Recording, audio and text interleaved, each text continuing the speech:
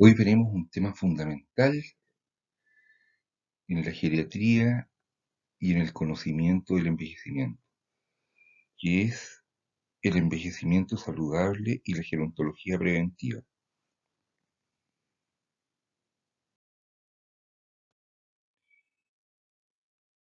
Ya saben que la población de personas mayores está creciendo y esto se nota muy bien en esta diapositiva en donde vemos que la pirámide poblacional va modificándose a lo largo del tiempo, de modo que hace pocos años, en el año 92, teníamos una pirámide con una base más bien amplia, con un número de niños importante, y la mayoría de la población estaba constituida por personas de la edad activa. Luego esto se va modificando, va aumentando el número de personas mayores y el número de personas en edad activa también se hace más importante y se empieza a estrechar la base con menos nacimientos de niños. Y así se proyecta que al año 2050 vamos a tener una población de personas mayores muy importantes que va a corresponder más o menos al 30% de la población. Y en cambio, la población en edad activa va a empezar a disminuir y el número de nacimientos también. Entonces, vamos a tener una gran población de personas mayores y una población en edad activa relativamente pequeña.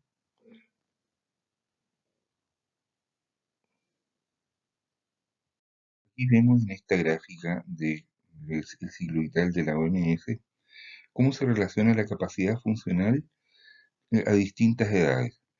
Vemos que cuando un niño nace, tiene una capacidad funcional cero, necesita ayuda en todas las actividades básicas de la vida diaria, vestirse, bañarse, eh, alimentarse, abrigarse, trasladarse, y a medida que crece empieza a hacer las cosas solo, cruza el límite de falla, un límite de dependencia, y empieza a hacer en forma independiente todas sus actividades básicas de la vida diaria.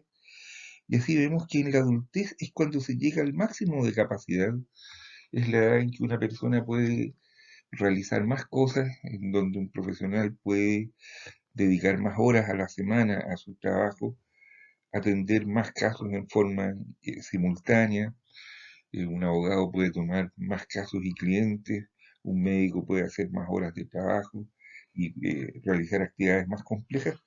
Y luego al envejecer esto tiende a decaer, pero vemos que desde temprano se produce una dispersión, ya que empieza a aumentar y así vemos que en las personas mayores la capacidad funcional es muy heterogénea, puede ser muy distinta y hay algunas personas que se mantienen funcionalmente bien y otros que han pasado el límite de falla o de dependencia nuevamente y necesitan apoyo para realizar sus actividades. Otra manera de ver la necesidad de hacer prevención es ver los gastos en salud del envejecer. Aquí tenemos un gráfico que relaciona los gastos en salud desde el momento del nacimiento a los 99 años.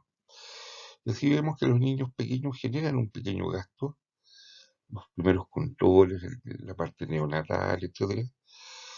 En la línea fucsia están los varones que no generan mayor gasto hasta que ya llegan a una cierta madurez.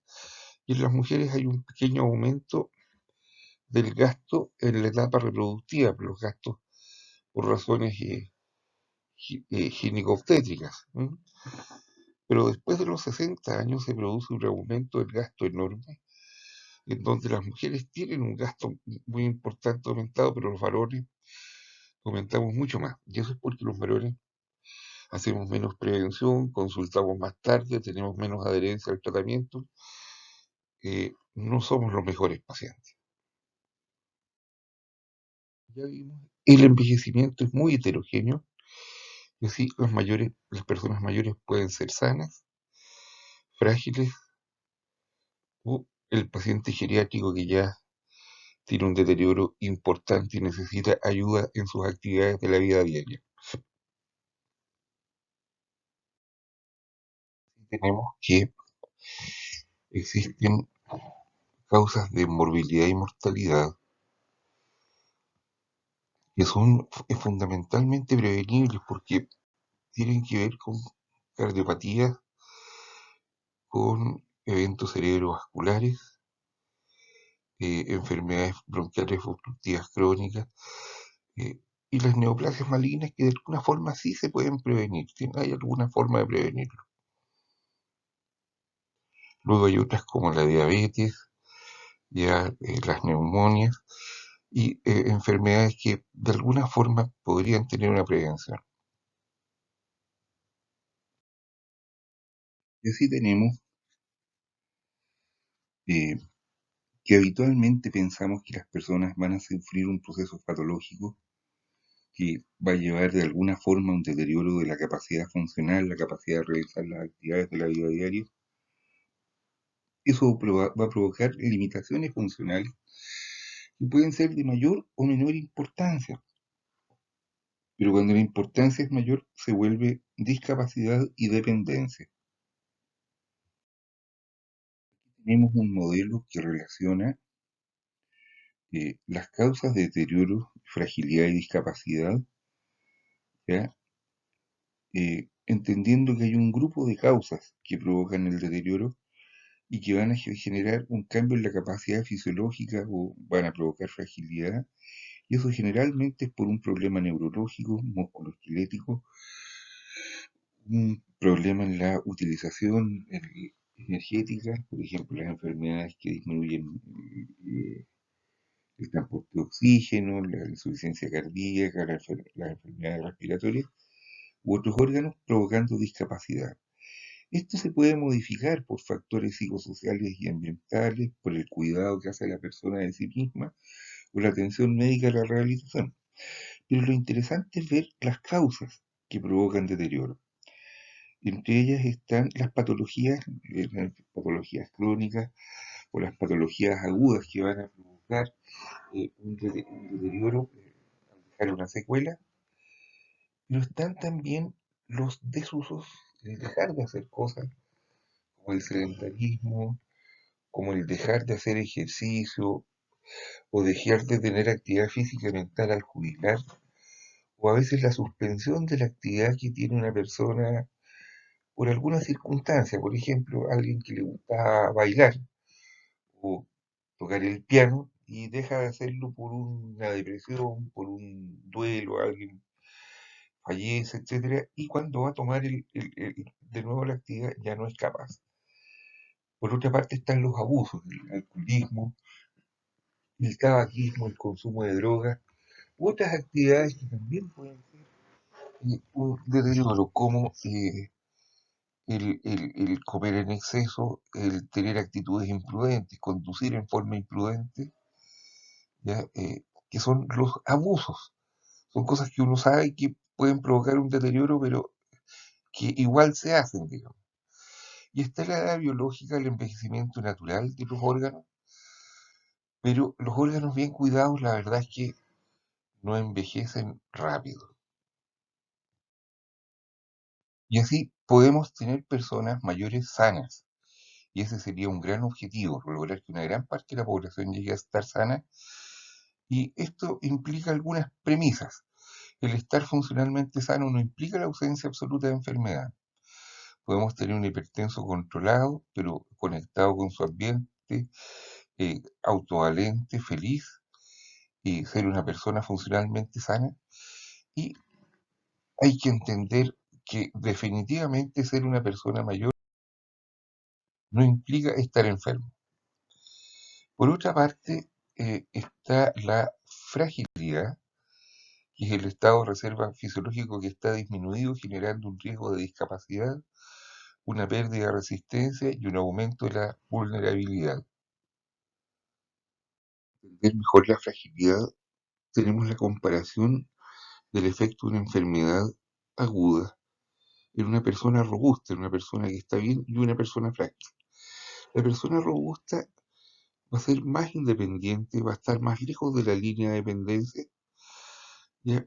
Y cuando tiene una enfermedad aguda, por ejemplo, una señora de 70 años que hace una pielonefritis, eh, va a tener un descenso de la capacidad funcional, pero no va a llegar a la dependencia.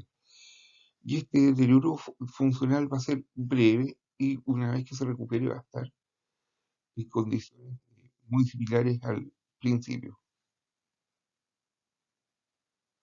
En cambio, una persona frágil va a tener un deterioro funcional mucho mayor, va a tener dependencia, va a tardar más tiempo en recuperarse y al recuperarse es muy probable que quede muy cerca de la dependencia y quede con un nivel de una capacidad funcional menor a la anterior. ¿Cómo podemos identificar la fragilidad? La fragilidad, van a tener una clase especial de eso, pero eh, adelantemos que las personas frágiles, de acuerdo al modelo de Linda Fried, eh, tienen algunas características. Producto de las patologías o de la disminución de la capacidad fisiológica, pueden tener algunos síntomas como pérdida de peso, debilidad, desgano, inapetencia, inactividad o signos clínicos como temor, sarcopenia, osteopenia, trastornos de la marcha, enlentecimiento de la marcha, desacondicionamiento, malnutrición, desnutrición y marcha lenta. Y esto va a llevar a eventos adversos como mayor cantidad de caídas, lesiones, hospitalizaciones, discapacidad, dependencia, institucionalización y mayor mortalidad. Llegamos a la teoría de la compresión de la morbilidad, que establece que a los 50 años empiezan las enfermedades crónicas que podrían provocar discapacidad y llegan hasta el promedio de edad de las personas, la edad de fallecimiento, la expectativa de vida.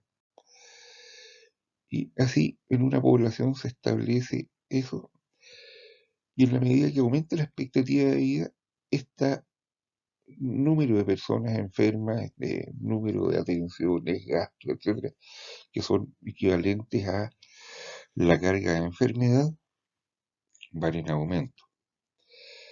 Entonces, lo que se busca es hacer todo lo posible por evitar que estas enfermedades aparezcan en forma temprana y así, al desplazar la edad de inicio, comprimir la morbilidad a más adelante, puede disminuir la carga de enfermedad de una población.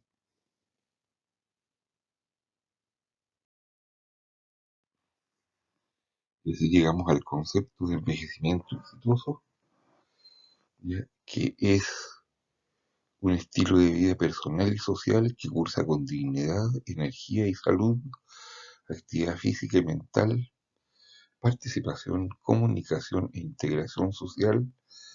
La integración tiene que ser productiva, las personas mayores producen, y políticas con seguridad, tranquilidad y satisfacción con la vida propia, incluso se puede aspirar a una buena muerte.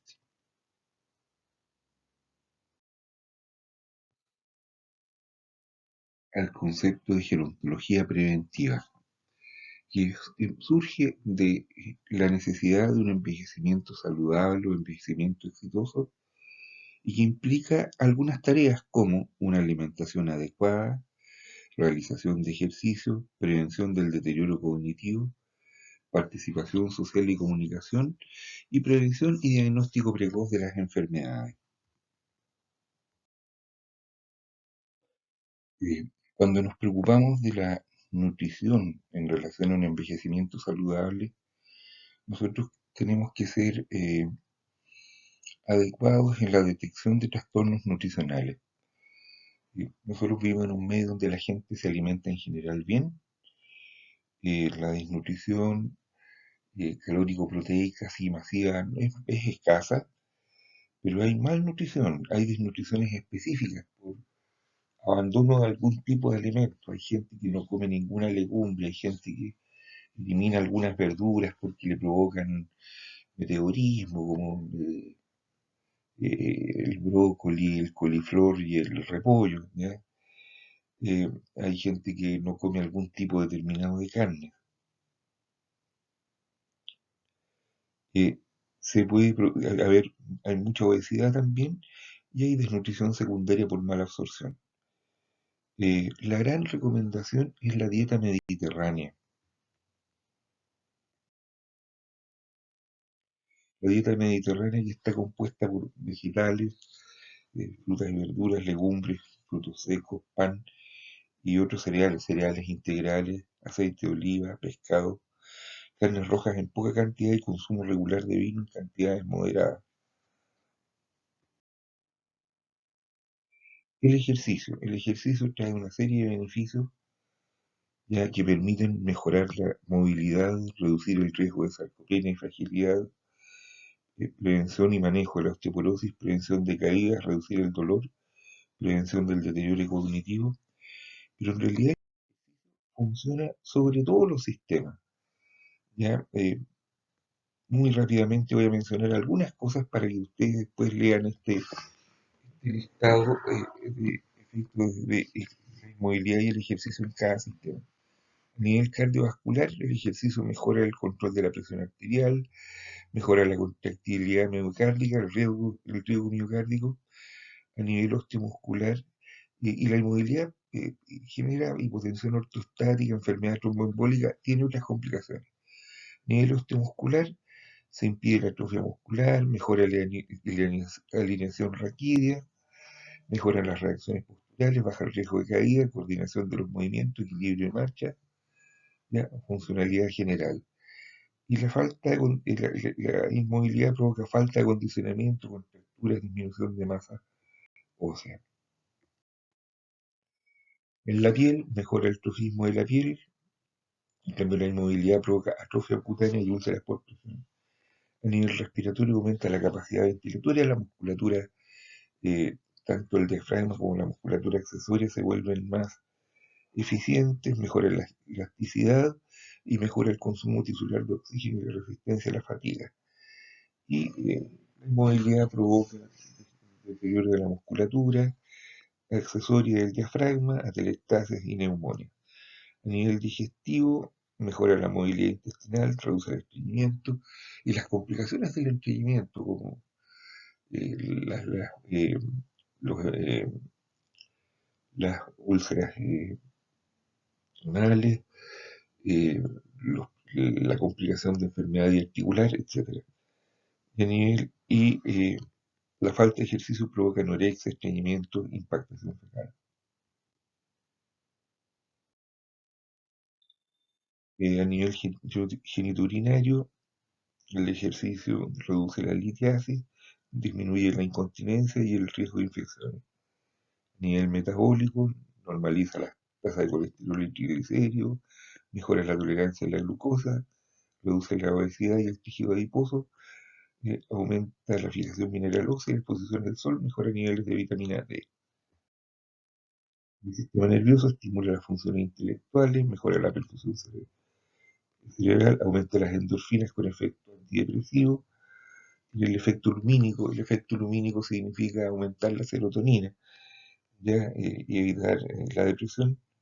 Las actividades en la calle mejoran la sociabilidad, la autoestima, los cuidados, la imagen corporal, regulariza el ciclo sueño y vigilia, evita la pasividad inmunológico, se reduce la circulación sanguínea, marcadores inflamatorios como factor de necrosis tumoral, leucocitosis, disminuye la proteína C reactiva, ¿ya? Y el ejercicio lúdico aumenta la eficiencia inmunológica.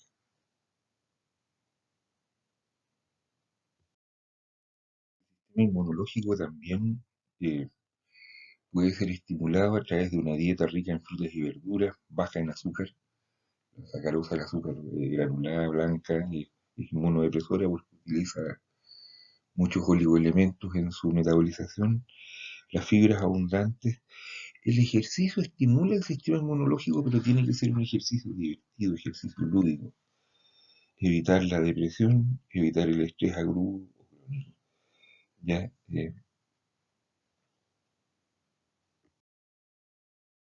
veremos la prevención del deterioro cognitivo.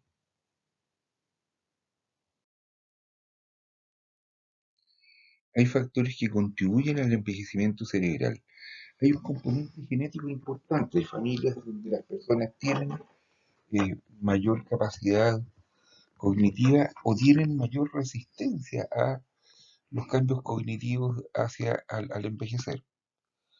Hay también factores ambientales, como la educación. A mayor educación hay mayor reserva cognitiva, hay mayor eh, el estrés oxidativo, ya las sustancias tóxicas que pueden provocar estrés oxidativo, como el alcohol, la enfermedad cerebrovascular, el estrés emocional, la ansiedad, la depresión y la disminución de los estrógenos en las personas, en las mujeres mayores. Ahora, siempre se pensó que al envejecer las capacidades cognitivas iban a declinar, pero se ha visto que hay capacidades que se conservan, como el lenguaje. Una persona que usa el lenguaje, que un escritor, un periodista, un abogado, un profesor, puede tener hasta edades muy avanzadas el lenguaje indemne e incluso este puede mejorar al envejecer. Lo mismo es la inteligencia cristalizada, que es el conjunto de conocimientos, habilidades y competencias que desarrollamos a lo largo de la vida desarrollando una actividad eh, determinada. Por ejemplo, una persona que llega a edad avanzada haciendo las cosas de forma eh, muy dedicada y perfecta. Por ejemplo, por dar ejemplos simples, periodistas como algunos de ustedes recordarán a Sergio Livingston, que trabajó hasta los 92 años y falleció prácticamente esperando tener un papel en el próximo Mundial de Fútbol. El mismo Pedro Carcuro, que tiene más de 80 años y que lo vemos en la televisión trabajando en forma óptima. Claudio Barrao, que fue un pianista chileno que eh, realizó muchos de sus mejores conciertos después de los 80 años de edad. Eh, en realidad, un trabajo bien desarrollado, una actividad mantenida a lo largo de la vida, puede ser un protector. Y la memoria semántica, que es la memoria, es el conjunto de conceptos que tenemos, el repertorio de conceptos y de expresiones para poder construir un lenguaje. Las funciones ejecutivas, que son la capacidad de planificar y realizar tareas y proyectos, también puede cultivarse a lo largo de la vida en una persona que quiera tener actividad, digamos, en forma muy bien desarrollada. Y las tareas de atención simple, como por ejemplo concentrarnos para escuchar una secuencia numérica y repetirla, o repetir una secuencia de palabras.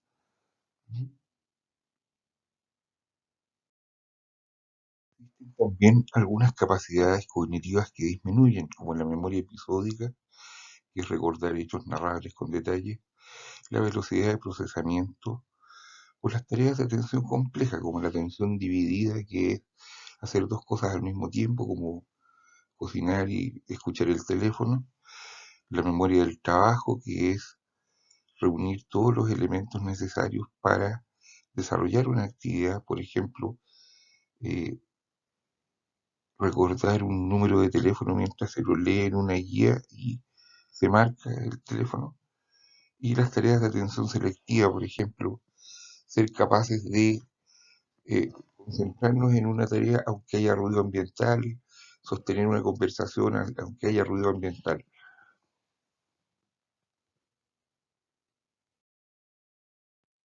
Se han definido algunas intervenciones preventivas para evitar el deterioro cognitivo, como el tratamiento y la prevención del estrés. El estrés provoca un aumento del cortisol, y es el cortisol plasmático, y el cortisol a nivel de hipocampo, que es una estructura que tiene mucho que ver con la memoria porque es la que reconstituye los recuerdos, relaciona unos hechos con otros en el momento de recordar. En el hipocampo las neuronas tienen mitocondrias con una actividad exagerada, y esta actividad exagerada genera radicales libres que pueden provocar daño neuronal. También el tratamiento y la prevención de la depresión, que a fin de cuentas funciona parecido al estrés, porque es otro modelo de estrés, el aporte de vitaminas y minerales, una nutrición adecuada, el ejercicio físico, que tiene muchos efectos a nivel cognitivo. Ya el ejercicio, por una parte, eh, previene las enfermedades vasculares cerebrales, mejora la perfusión y mejora la experiencia sensorial. El, digamos, el percibir elementos, el observar cosas, incluso el ejercicio, el propio movimiento, genera una experiencia cognitiva. Y además, el ejercicio puede generar factores de crecimiento neural. Ya hoy vamos a hablar de eso. El ejercicio mental, tener actividad mental, tener una buena cantidad de estudio, de hacer cálculos, hacer actividad intelectual. Y los estrógenos, la terapia de reemplazo hormonal, cuando esta es posible, puede colaborar a evitar el deterioro cognitivo.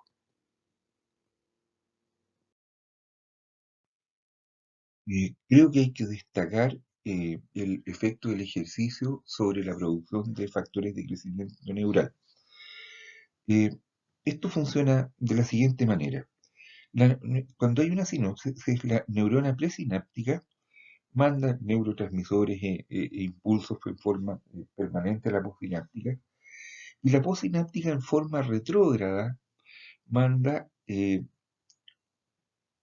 desde sus dendritas una molécula que es captada por la neurona presináptica, migra a través del axón, por transporte axonal y llega al núcleo.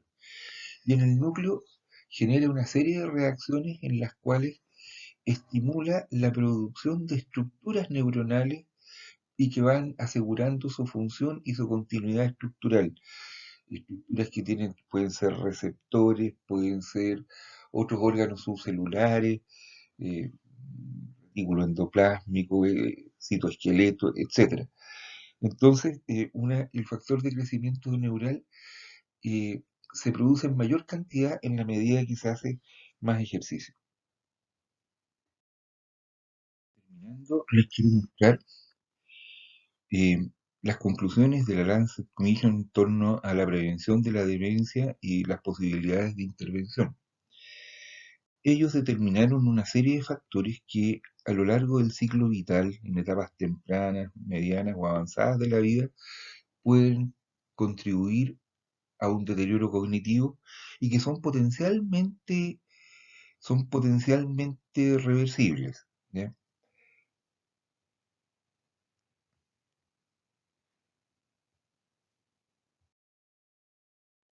Entonces, tenemos, por ejemplo, que en la etapa temprana de la vida, tener menos educación puede contribuir a provocar un deterioro, y si eso se corrige y hay una buena educación, eh, las demencias podrían disminuir en un 8%.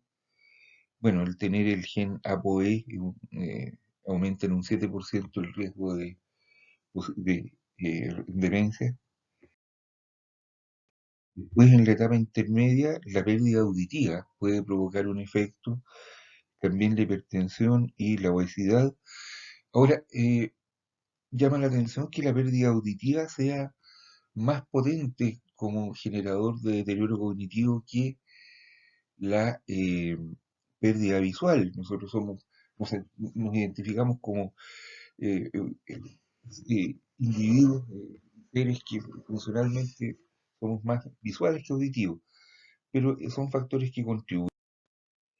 Y en la edad más avanzada, el tabaquismo, la depresión, la inactividad física, el aislamiento social y la diabetes podrían generar eso. Entonces, potencialmente modificable un 35% de los factores y no modificable un 65%. Pero este es un modelo. La verdad es que si seguimos todos los principios que hemos mostrado en clase, esto se puede mantener. Y para terminar, hablamos un poco de cómo la educación puede ser un factor de protección frente al deterioro cognitivo de las personas con mayor educación. tardan más en cruzar la línea del deterioro. ¿Ya? La audición, ¿ya? La pérdida de audición también. Si no hay audición, hay una disminución de la cognición que es menor que si existe esta pérdida. Ahora, la hipoacusia puede, por una parte, generar un deterioro de la carga cognitiva, porque el acceso a la información auditiva está deteriorada. Como se escucha mal, es información que no llega al cerebro. Los cambios en el cerebro cambios estructurales y funcionales en el cerebro que también se producen por el deterioro auditivo, entre otras cosas, atrofia de las vías auditivas y de las áreas de relación. Hay una reducción del contacto social, ¿ya? Y eso implica un deterioro cognitivo y mayor posibilidad de demencia. Hipertensión también, si no hay hipertensión, el riesgo, incidencia acumulativa de deterioro cognitivo es mayor si existe. En el caso del tabaquismo vemos también que la presencia, de acuerdo a un aumento del número de cigarrillos por día, el riesgo relativo de demencia aumenta.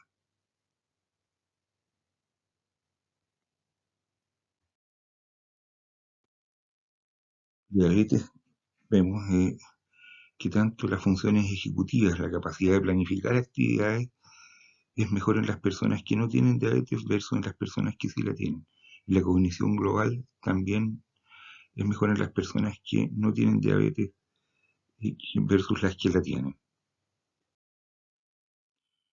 Las relaciones interpersonales, en general, son una protección para el deterioro cognitivo, ya que eh, a distintos niveles. El contacto familiar y personal ya es psicológicamente beneficioso, ya tiene mayor posibilidad de actividades en conjunto, o sea, hay más posibilidad de hacer estimulación, de ejercicio cognitivo, y hay redes de apoyo ante la enfermedad. Puede haber una rehabilitación más eficiente. Las personas que tienen, que están casadas o que tienen una pareja estable, tienen mayor movilidad y en general tienen menos enfermedades crónicas y expectativa de vida más larga.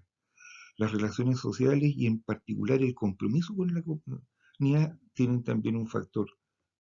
Acá tenemos un resumen del efecto de la reserva cognitiva, que es todo el bagaje de capacidades que logramos desarrollar y que nos permiten estar desde un mejor nivel cuando empiezan a producirse los deterioros, ya mantener la audición, la educación, el entrenamiento cognitivo, el ejercicio está al centro de todas las actividades, la, una rica red de contacto social, reducción de la depresión, esto es más orgánico, reducción de la obesidad, de tener el tabaquismo, reducir el daño cerebral, ya vascular, neurotóxico, por estrés oxidativo, el tratamiento de la diabetes, hipertensión y colesterol sérico, la adherencia a la dieta mediterránea y la reducción de la inflamación cerebral. Esto se consigue por el ejercicio, se consigue con una buena dieta y se ha postulado el uso de antiinflamatorios no esteroidales, pero es plenamente experimental.